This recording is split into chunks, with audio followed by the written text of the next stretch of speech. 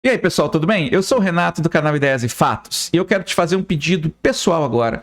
Dá uma parada nesse vídeo, entra agora nos comentários, coloca ali pra mim uma sugestão de algum tipo de tema para vídeo para que eu possa fazer um vídeo especial do jeito que você quer na próxima edição desse programa, tá bom? Bom, o tema de hoje vai ser sobre Goebbels, o criador da Gable News. Por que eu tô tocando nesse assunto? Várias vezes a gente tem visto nas nossas mídias sociais as pessoas falando de Gable News, toda vez que a Globo faz aqueles pronunciamentos marotos, né, tendenciosos, mentirosos, assim como outras cadeias de notícia, que a gente vê que todas elas noticiam às vezes a mesma coisa, a gente brinca falando, é Gable News, mas quem foi raios esse tal de Goebbels? Por que esse cara tem tanta importância? A gente repete ele várias vezes, o nome dele. Eu vou explicar por que ele virou sinônimo de notícia falsa. Quem foi Goebbels? Bom, o Goebbels era um jornalista e escritor, né?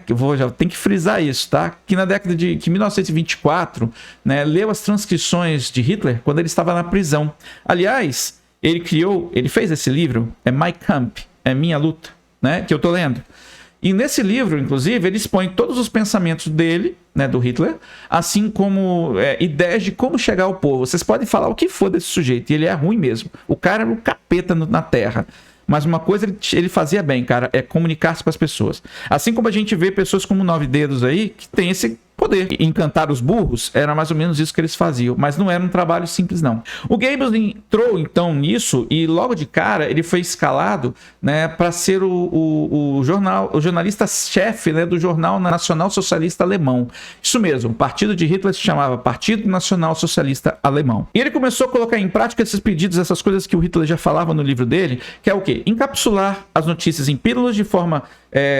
essas propagandas de forma simples, direta, né, e de fácil absorção, igual uma pílula, né, exaltar o que tem de bom e extinguir o que tem de mal, né, usando palavras simples, slogans, imagens, chavões, tudo mexendo com as emoções das pessoas e enchendo as pessoas de esperança. Foi assim meticulosamente, igual nesse vídeo que está passando aqui agora, tudo era meticulosamente feito, pensado, programado para fazer propaganda daquele regime, né? Você vê que nos desfiles, nas paradas, nas flores, as bandeiras, as flâmulas, tudo feito para que as pessoas ficassem imersas em uma bolha. Assim que eles tomaram o poder, Goebbels foi escalado para o Ministério da Comunicação.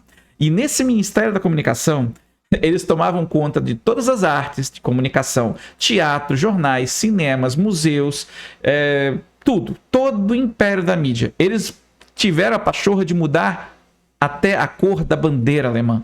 Você vê aquele suástica vermelho, veja que o vermelho está presente, né? O Partido Social Nacional Socialista Alemão.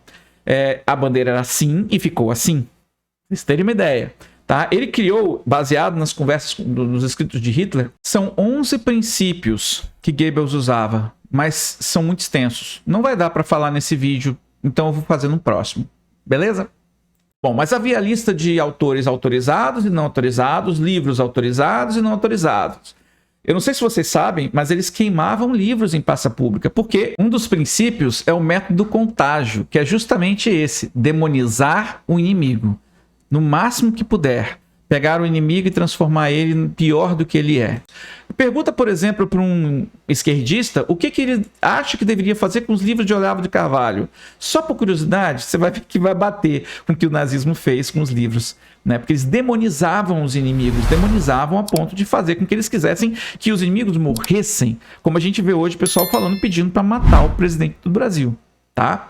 Até mesmo Lula, no ápice da corrupção, quando falávamos dele, dificilmente eu via pessoas que eu conheço falando em matar o presidente ou o ex-presidente Lula, por exemplo. Agora, esse povo quer matar o presidente. Ele que lançou aquela máxima de uma mentira contada muitas vezes se torna verdade. Assim nascia a narrativa. O que é a narrativa? É algo que não tem fundo de verdade, mas é algo que se constrói e que você repete tantas vezes que passa a virar verdade. Eu vou falar que...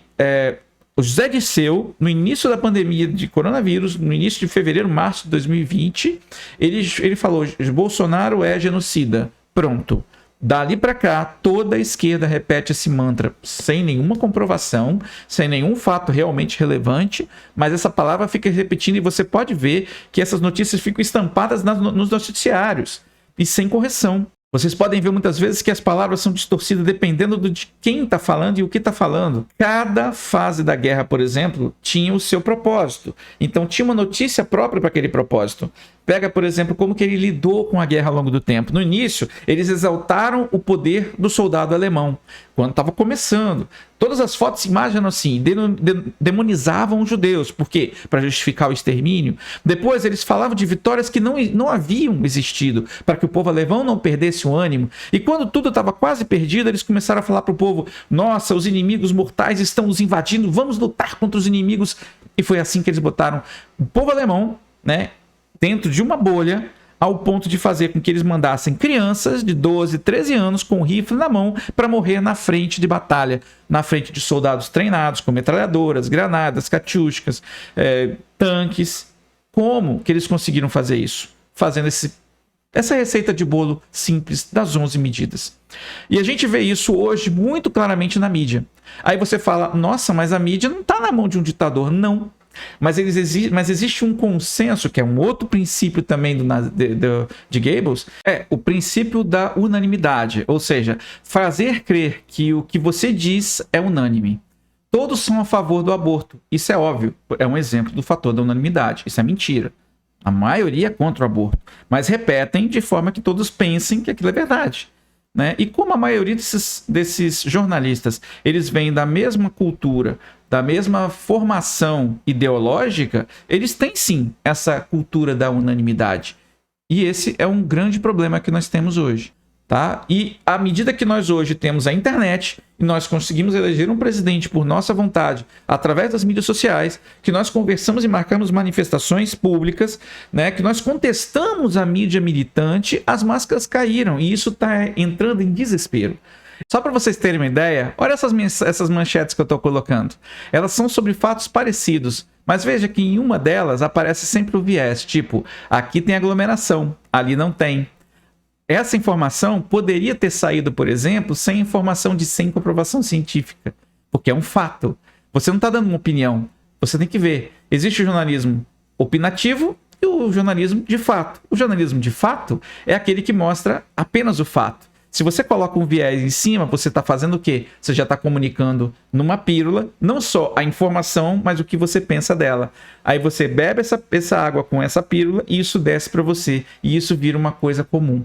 Tá entendendo o que é jornalismo militante?